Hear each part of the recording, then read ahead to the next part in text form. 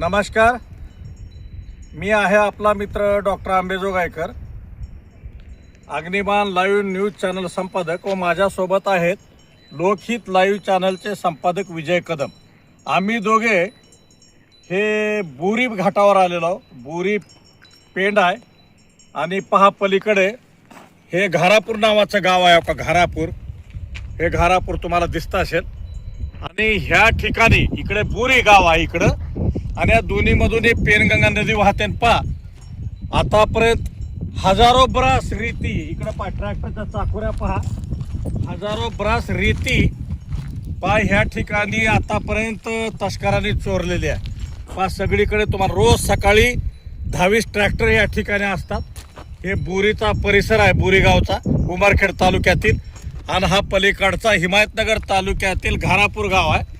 आणि पहा या ठिकाणून मोठ्या प्रमाणात म्हणजे मराठवाडा आणि विदर्भ याच्या सीमावर्ती भागातून वाहणारी ही पेनगंगा नदी आहे। आणि या ठिकाणी पहा तुम्हाला सगळीकडे ट्रॅक्टरच्या चाकोऱ्या दिसतील। पहा चाकोऱ्या आतापर्यंत पहा ह्या पेंड हराशी झालेला नाही, आणि तुम्हाला बऱ्याच ठिकाणी असे खड्डे दिसतील रेती नेलेले।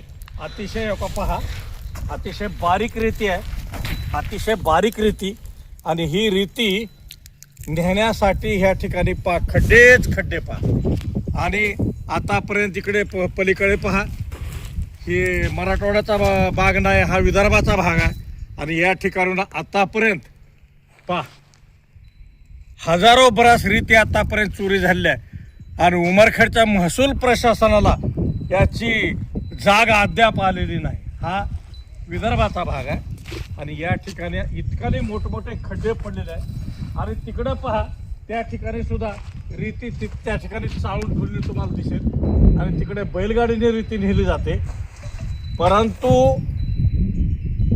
विदर्भातली रेती मराठवाड्याच्या रस्त्यानं पुन्हा मेन रोडवर आणून उमरखेड ढानकी भागामध्ये विकली जाते, आणि यासाठी केवळ आणि केवळ प्रशासन जबाबदार आहे।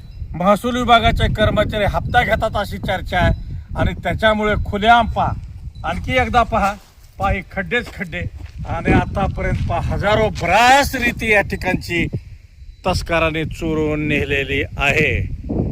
आणि यावर उमरखेड महसूल विभागात काय कारवाई करणार, किंवा जिल्हाधिकारी यवतमाळ यांनी या बाबीची दखल घेतली पाहिजे, आणि उमरखेडच्या झोपलेल्या प्रशासनाला जाग केलं पाहिजे, आणि त्यांना तंबी दिली पाहिजे, त्यांच्यावर कायदेशीर कारवाई केली पाहिजे।